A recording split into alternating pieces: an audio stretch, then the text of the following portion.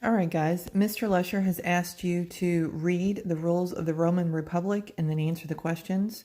So, as with all good readers, we are going to read the questions first so that we know what we're looking for while we're reading. You can pause this video and go back and forth as you need to. I'm going to read all the questions first, and then I will read the passages. I would recommend having 3 different screens open so that you can listen to me, answer, and go back and forth.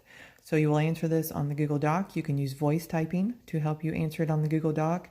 We're going to write in complete sentences with capitals and periods at the end. And then you will turn this in Sunday night. So you have several days to work on this. So rules of the Roman Republic. Number 1. What government position managed games and entertainment for the people? So you're going to name it and then you're going to list the rule that goes with it. How were legions and centuries similar? How are they different? So you're going to answer it, and then you're going to give the rule number where you found that information. What powers did the Roman assembly have? You're going to list the answer for the powers, and then you're going to write the rule number where you found it. How did citizenship vary in the Roman Republic? You're going to write your answer, and then you're going to write your rule. What is the difference between the infantry and the cavalry? So the infantry is one thing, the cavalry is another thing. So you'll just answer that and then you'll write the rule. During times of crisis, how long were dictators allowed to rule? There's your answer. And then you're going to write the rule number. What government position served as a treasurer? Your answer and then the rule number. Number 8, describe the rights of women and children in ancient Rome. So you can just list those. And then the rule number. How was slavery different in Rome than elsewhere in the world later in history? Okay. What rules were placed on councils? Then you're going to answer, in what ways was the government of the Roman Republic similar to our government today? So how is the government that we have similar to the Roman Republic? And in what ways was the government of the Roman Republic different from our government today? So while you're reading, think about, our government does this, our government does not do that. And those are things that you'll answer. As I read, you can always pause and then go back and forth to fill those out. Okay, now I'm going to go ahead and I'm going to read the actual rules. All right, the rules of the Roman Republic, rule number 1. So this is where you're going to, if you find one of the answers, you'll just write what rule number it was, okay? All right, the Roman army was made up of citizens from both the patrician and Peloponnesian classes. The infantry ranks were usually filled with the low-class plebeians since they made up the vast majority of the population. The infantry is part of the military that serves on foot. Patricians often served in the cavalry on horseback. So they're telling you right here, the cavalry is on horseback. The infantry is part of the military that serves on foot. So I think that's one of our questions. And that's why it's a good thing that we read those. So we can answer that. And again, we're under rule number 1.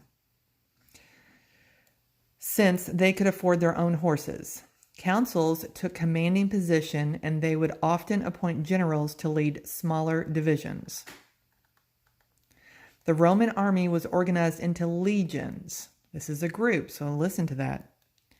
These were large groups of 3,000 to 6,000 men and were often protected from the sides and rear by the cavalry. Legions were further broken down into centuries or groups of 100 men. So legions, it tells us, were about 3,000 to 6,000, and then they broke it into a smaller group, and that is a century. So the difference between a legion and a century is that a legion is a huge group of people, and then a century is a smaller group. The leader of the century was called a centurion. Centuries would travel together with their legion, but they could act independent of their legion during battle and times of crisis.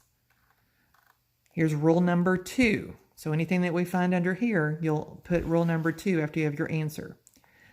The Roman Republic was based around the relationship between the Senate and the 2 councils and the assembly. In some ways, the councils acted like kings, however, their power was severely limited. For example, the Senate could veto or reject a decision the councils made. Similarly, councils could veto the ideas of the other. Also, councils only served in 1-year term and could not be elected again for 10 years.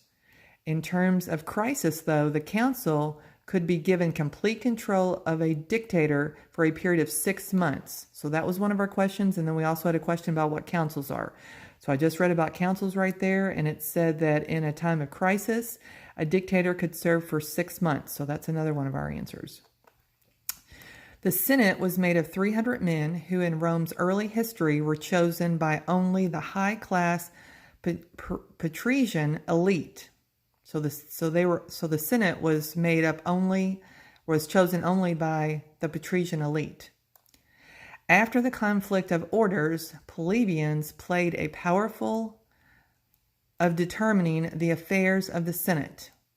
The Senate served as judges, reviewed the laws, and directed the day-to-day affairs of the nation. A third group called the Assembly also developed to represent the common people of Rome. While initially the power was little, the Assembly eventually created laws and obtained the sole power to choose the councils of Rome. All right, we're going to rule number 3. Citizenship varied quite widely during the Roman Republic. Shortly after the Romans overthrew Tarquin the Great, the last Etruscan monarch, the Romans created a republic that gave power to Roman males. All males over 15 who were descendants from the original tribes of the Rome became citizens. These males wore togas as a way to distinguish themselves from other Romans. Eventually, as citizenship expanded, all citizens wore white togas. So if you were a citizen, you wore a toga. All right, citizens throughout Rome varied greatly. The full citizen could hold public office, vote on key issues, marry freeborn people, and practice business. Some citizens were not allowed to vote or hold public office, but could still practice business. A third type of citizen could vote and practice business, but could not hold office or marry a freeborn people. So they're telling you there's 3 different types of citizens right there. The Romans had a very unique approach to how they handled the people they conquered. Instead of ruling these people as conquered subjects, the Roman invited them to become citizens. Rather than continue to fight Rome, these people slowly became integrated to the Roman society. So if they were in a war against somebody and they fought them, instead of ruling these people as someone they conquered, they invited them to become citizens. Rules of the Roman Republic. Rule number 4. Many government positions existed within Roman Republic to ensure the government ran smoothly. For example, while senators served as judges on large matters within local communities and regions, that responsibility would fall to the praetors. An entire department was devoted to the administration of public games. Much like a modern-day Parks and Recreation department, aediles ensured the population was entertained. Initially, aediles were in charge of organizing public festivals and games to ensure people were enjoying themselves. Over time, the position grew to monitor the quality of public markets and even to ensure the city had a large enough grain supply to ward off a disaster. Okay, I'm sorry, I just lost everything. I'm going to pause and then we'll start again.